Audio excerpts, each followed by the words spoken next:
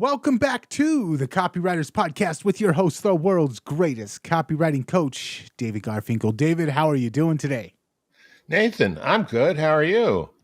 I'm good. I'm excited about this week's. I'm almost always excited about this week's episode, but this week in particular, this is something that I struggle with sometimes. So I was glad when you said, hey, let's brainstorm on some ways to solve this problem. So without any further teasing, I'm going to hand it over to you and let's just jump into it.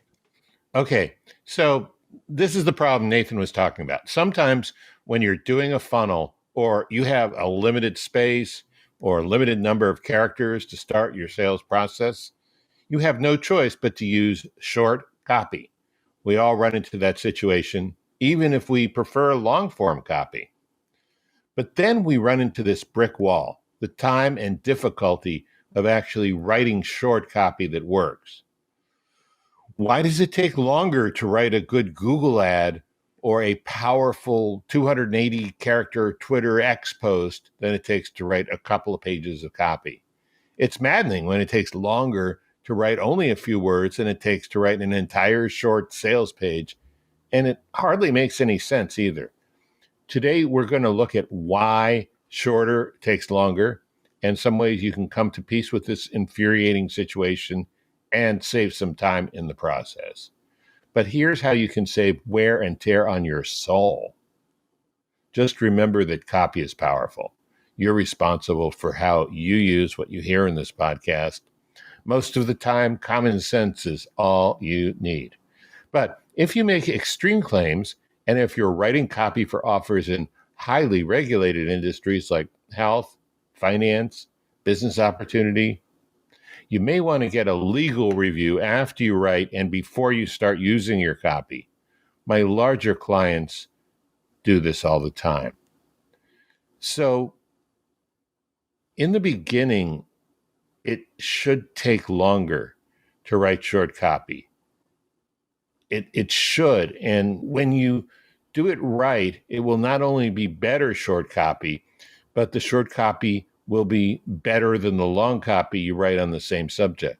Now, this isn't forever, but this is when you start to use a process we're going to talk about that will eventually speed things up for you. I have a client, very successful, once he stopped writing copy for other people and put together a business with a partner. He had a business that rolled out $1 million in sales the first month. Okay. Wow. Yeah. And before that, he was writing a lot of emails. You know, sometimes he'd be told to write a short email, but these were tracked very carefully. It just wouldn't perform. And then one day, and I think he came up with this, or maybe I suggested it, or maybe it was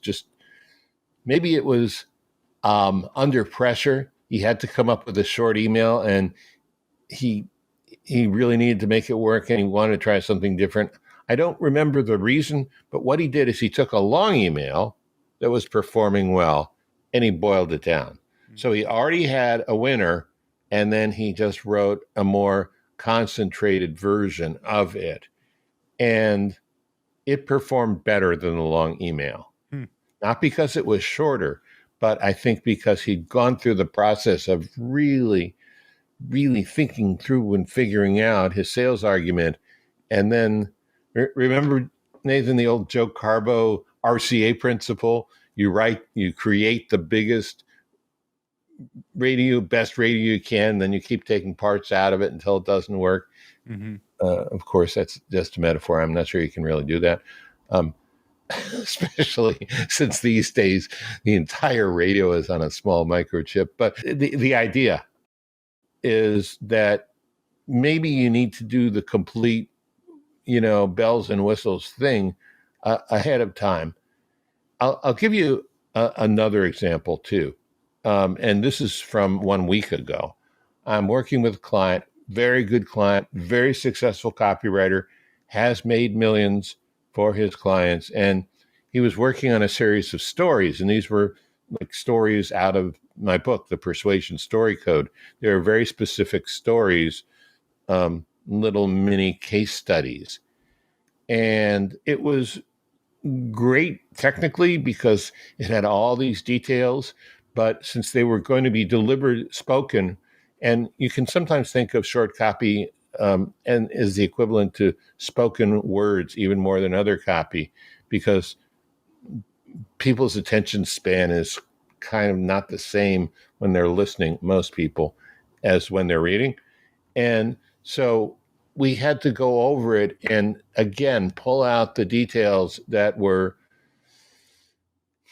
important in terms of proof and logic and thoroughness and completeness, to boil it down to something a little more visual. I mean, do you ever notice that, Nathan, how the short copy tends to be more visual, and visual images, they contain more information, but they're less words? I don't quite know how to explain that. Yeah, I have noticed that. What's coming to my mind is a previous guest that we had, Bill Schley, the microscript rules. Yeah. He talks a lot about the power of boiling down just to like the 5 or 6 key words that will really paint that picture for you. And a lot of times the visual aspect of that, what does this look like? What is this? How do I visualize this? And boil that down into just one concept that makes it really easy for people to see the big picture. I'm kind of grasping at straws there, but that's what it reminded me of when you. No, that's great. And that's a really good example. What Bill says is it's not what they hear, it's what they repeat. And if you think about it that way, I mean, if you've written a 16-page sales letter and it makes millions, that's great. But how many people, other than the handful of people I know who have photographic memories, how many people are going to be able to repeat it? Mm-hmm. Right? I'm also reminded of, I think it was Mark Twain that said something along the lines of, I would have sent a shorter letter, but I didn't have the time to write one.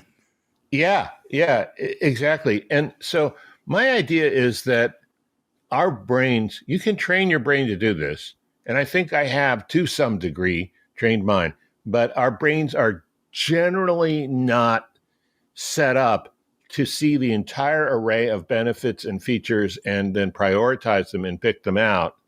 And sometimes I do need to see it all spread out on a table, on a big mind map, or even sometimes I use Milanote, which is and sort of a storyboard outlining app that I subscribe to do that, because sometimes you can't see the big picture in your mind. It's too detailed.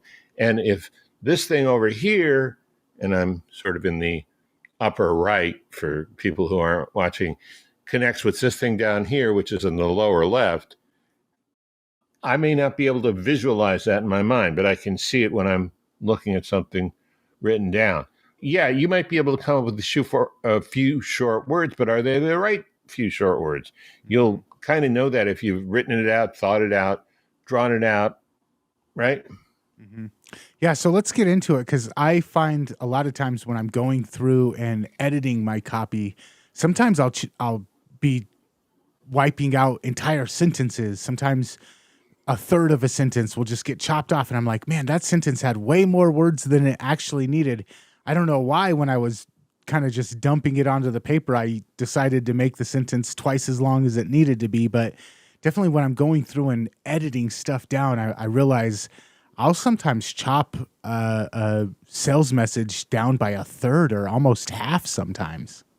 Sure, because if you've done enough research and enough thought before you write, your writing is like free writing. You're just in a flow state, and you're just getting it out there, and you're saying what's on your mind, and you might repeat yourself in a way that's not effective from a sales point of view, or you might take 20 words to say two, just because you're not constantly editing yourself.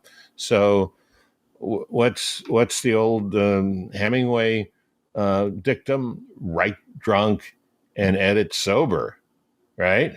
Yeah. So let's get into some of the ways that people can do that. Okay.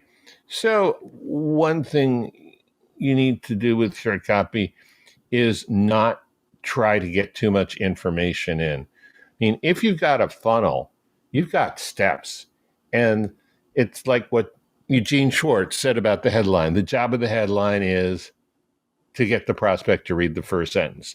The job of the first sentence is to get the prospect to read the second sentence.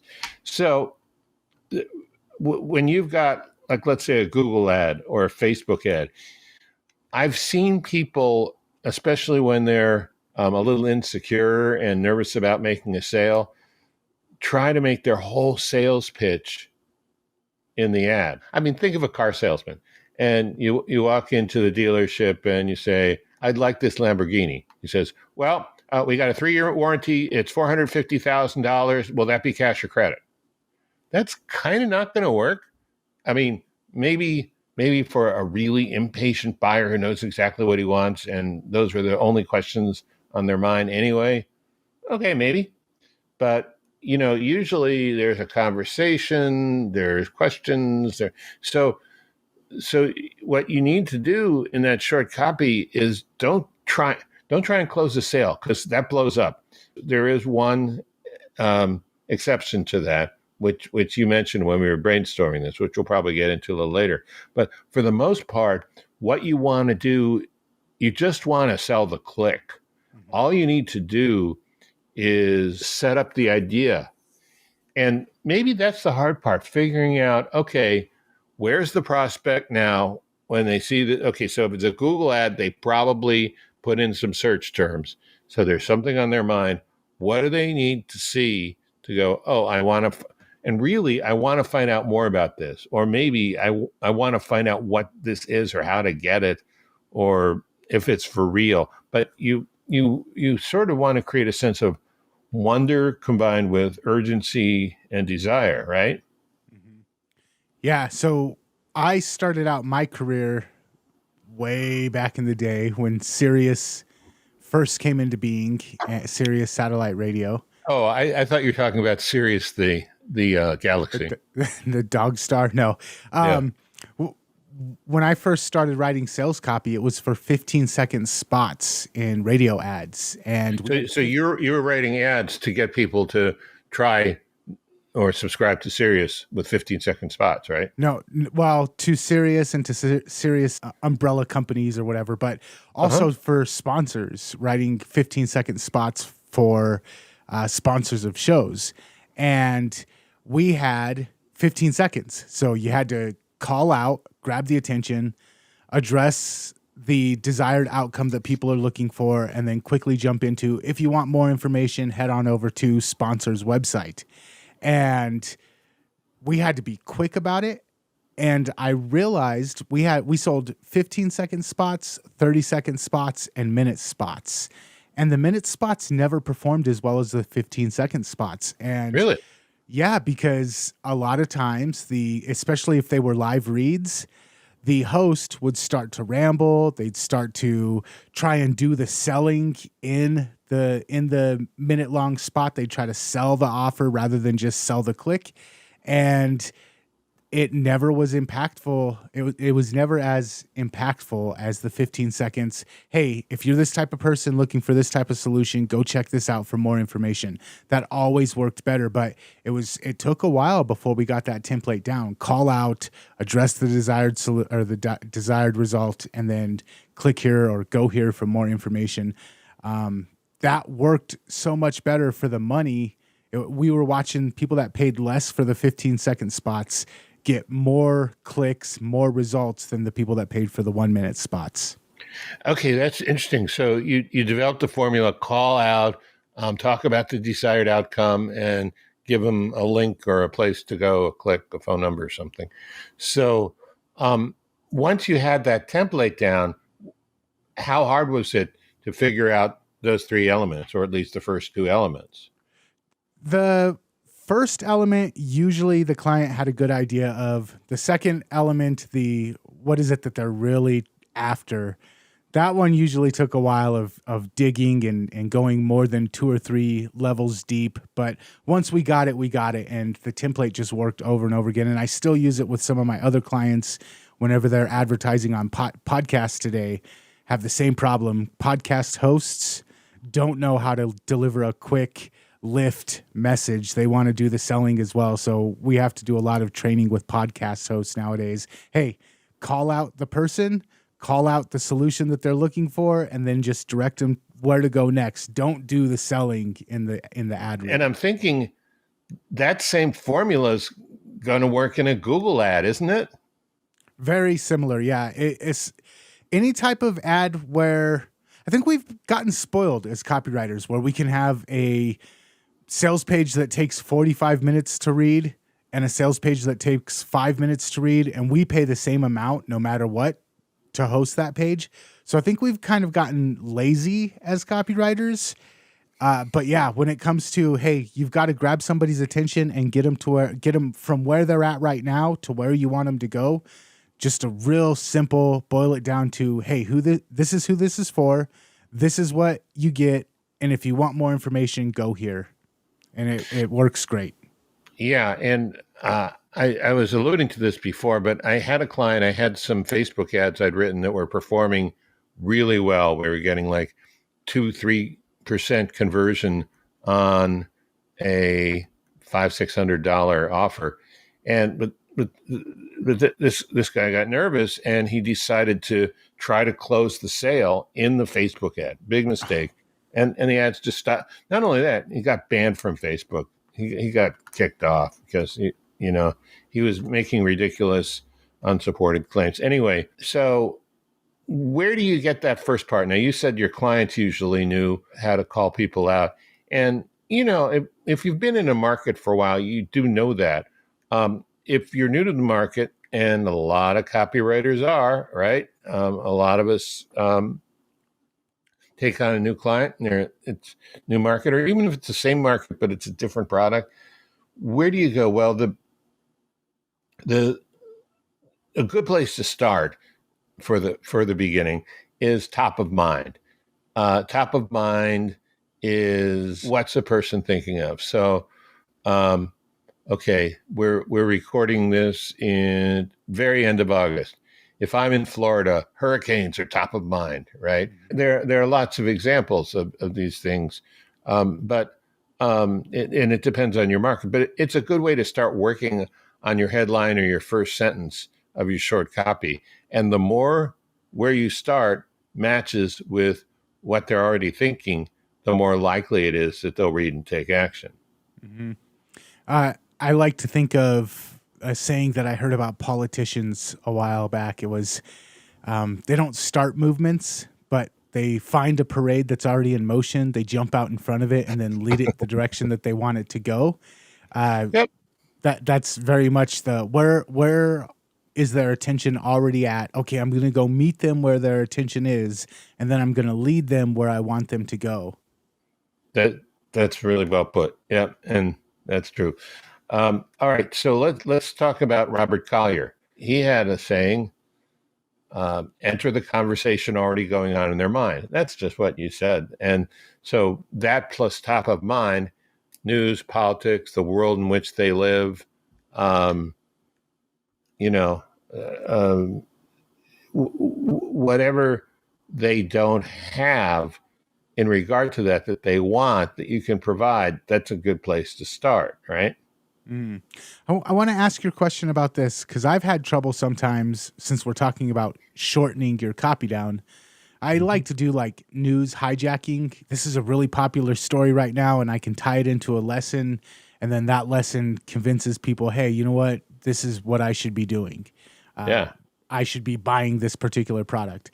But sometimes it's a stretch, and sometimes I have to really massage, and sometimes I get almost to the part where I'm going to write the transition into the offer, and then I'm like, man, it took me 8 paragraphs to get here, and I don't know if I can shorten this down. So sometimes it feels like a shoehorn trying to take where the prospect's already paying attention to and then convert it over to where I want them to go. Yeah. Can you give me an example? Let's say Elon Musk does something and everybody's talking about it, or Donald Trump does something, or Joe Biden, somebody of notable status does something and everybody's talking about it. And I'm like, well, that's something people are paying attention to. So I want to turn it into an advertisement for a health supplement. And then I have to go into, well, you saw Joe Biden stumbling over his words. You know what helps you avoid stumbling over your words? This new health supplement. Or you saw Elon Musk is trying to get ready for a fight with Mark Zuckerberg. You know what helps get in fighting shape? This, and this. The idea is there, grab what people are paying attention to and use it to sell the supplement. But sometimes it takes a long time to get there. And I ask you this because I see you do these seamless transitions over and over again, where what I would take 4 paragraphs to do, you tend to do it in 1 sentence. Well, some people say, this is the result of having a dirty mind. Like you see 2 people together and you automatically expect they're a couple, and you start thinking, I don't know if I want to say whether I do that or not. But yeah, I mean, I do have that kind of mind though. And maybe it's training, maybe it's just my nature. So let's say you've got a creatine or some kind of bodybuilding supplement, right? You say, what Elon Musk needs to win to beat Zuckerberg's ass, right? Don't use this in a Facebook ad, by the way. Don't even think of using this in a Facebook ad, but you might use it in a Twitter ad. Okay, for Joe Biden, you could, if you had like one of these brain focus supplements, you could say the cure for Joe Biden's brain lapses. Right now, I want to say right away, I don't recommend either of these things. These were for entertainment purposes only, and I sure as shit hope that they stay there. Yeah, but I have noticed though, it is a skill that I've had to learn to not have a 8-paragraph story that leads into the transition. And Yeah. I do notice that you are very good at boiling stuff down really to the point and getting straight to it without it feeling rushed. Yeah. Thanks. I mean, the key thing you just said is it's a skill. It's something you can learn, and skills aren't always easy to learn, and they take a lot of time and a lot of failure. I mean, I've come up with some real stinkers, believe me. Mm-hmm. This last point that you made, I have a question about. You said it's not so much to solve the problem as it is to make them feel understood and or offer them hope. And this goes back to what we were talking about earlier. We're not selling the whole thing in the ad. We're just selling the click. And you make a note that the easiest way to sell the click is not to lay out the full solution, but just kind of give them a sense of hope. And if you click here, we'll fulfill that hope. I wanted to get your thoughts on expanding that. Yeah. In terms of credibility, and you need credibility. You need people to believe what you're saying if you want them to act on what you're asking them to do. You need to have some kind of proof or some kind of possibility of proof. So if you say you're going to solve the problem, if you say your product solves the problem, and you've only got 280 characters, if you've only got 4 lines of a Google ad, was it 35, 25, 25, and you can't do that. I mean, unless you're writing in mathematical symbols, and only mathematicians would understand that proof. So, but what you can do that offers at least the potential for proof is giving them hope that this is possible. And in order for them to find out how it's possible, they need to click. Now, if they feel like you understand their problem and you feel like you understand their problem well enough to possibly have a solution, then they'll go, yeah, I want to check that out. I want to see. Okay, sure. Yeah, I think that's really powerful. You can't go into your backstory about why you're a trusted professional who has 15 years of experience and that's why you should be trusted. You can't go into 8 different testimonials or white papers or examples of this working. You've got 10 seconds to make your point and get people to trust you enough to click. And I think that Stephen Covey says, seek first to understand, then to be understood. If you can make people feel like you understand them in those first 3 sentences, the likelihood of them clicking over. So, it's not so much about solving the problem, but making them feel understood and then telling them, hey, I've got a solution. So, Nathan, you do have this one example that where short copy actually closes the sale, does the complete sale, and it's a very special set of conditions. Could you talk about that? Yeah. So I found this. I first discovered this writing an affiliate offer for a friend of mine who was also a client at the time. And we had a lot of overlap in our audience. So my audience already knew, like, and trusted this guy. But when I was writing the email sequence, it was a weekend long. It was Thursday through Sunday push. And so I had a Thursday email, a Friday email, and I didn't have a Saturday email. And then I had 2 Sunday emails. And so I was kind of burnt out. I had written these long story emails about if you're in a burning building and you need to find the solution, or if this crazy, wacky scenario happens and you're looking for this solution. I'd written 4 emails like that were very hard selling emails. And by the end of that process, I still needed a Saturday email and I was just burnt out. And I was just like, so I sat down and I said, look, you already know this guy, you know how great his stuff works. And you know that if you order now, you're going to get all of these bonuses that I have for you as well. I really don't have the energy to write a long email selling this thing. If you want it, just click here and get it. And that was the extent of the email.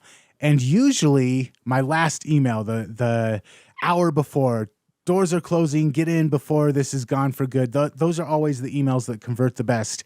On this sequence, that really short, it was 4 sentences. Hey, you know this guy, you like him, you trust him, you know his results. If you order now, you're going to get all of these bonuses that I have for you. I'm wiped out. Just click the link and buy. That was the one that had an 18% conversion rate and just knocked it made me the top affiliate for that offer off of that one email. And I was kind of shocked by it, but it's the one that worked. It was just a real quick, short, hey, you're looking for this result. You know you can trust this guy. You're also going to get this stuff. Click here and get it. And it worked like gangbusters. Yeah, so that's the one situation where you might want to try short copy. And obviously this was like more than 15 or 20 words. This is more than a 15-second spot probably. And I think maybe you could do that in a Facebook ad. You know, if you're in a situation where your listeners or your friends, Facebook friends, know the person you're selling to, and if you're doing like a series of posts or just emails like you're talking about. Yeah. Mm-hmm. But it was weird because it was one of the things that breaks the rule. We say, if you're doing short copy, don't try and sell in the copy, just try and sell the click. I wasn't even trying to sell the click. I was just like, hey, just buy this thing. You know this guy, you like this guy, you trust this guy. You're also going to get this. Here's where to buy. And it worked. And I was just like, whoa, what happened here? It was like a glitch in the Matrix. Well, a very happy glitch in the Matrix. Made you the top affiliate.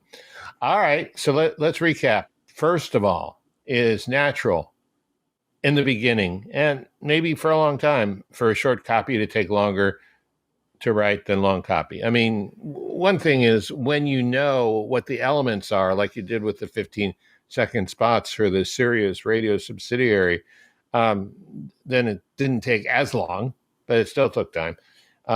Secondly, don't try to get too much into short copy, just enough to get the prospect to move to the next step. Asterisk, except when the situation Nathan just described. And 3, a great way to start short copy is with a top of mind theme. Okay, all great tips. And I just want to do a double reminder. We did do, oh gosh, Bill Schley. That's I'm pronouncing his name correct, right? Bill Slay, yeah. We had Bill Schley come on and do an episode one time with us, and he got into how to really shorten and add punch to your sales copy as well. So if you enjoyed this episode, go over to Copywriters Podcast and do a search for microscripts, and that episode should come up as well. A great companion to what we talked about today. And in general, head on over to copywriterspodcast.com. Check out all the stuff that we have over there for you. And while you're there, make sure that you like and subscribe to the podcast on your favorite podcast app. And until next time, we will catch you later. Catch you later.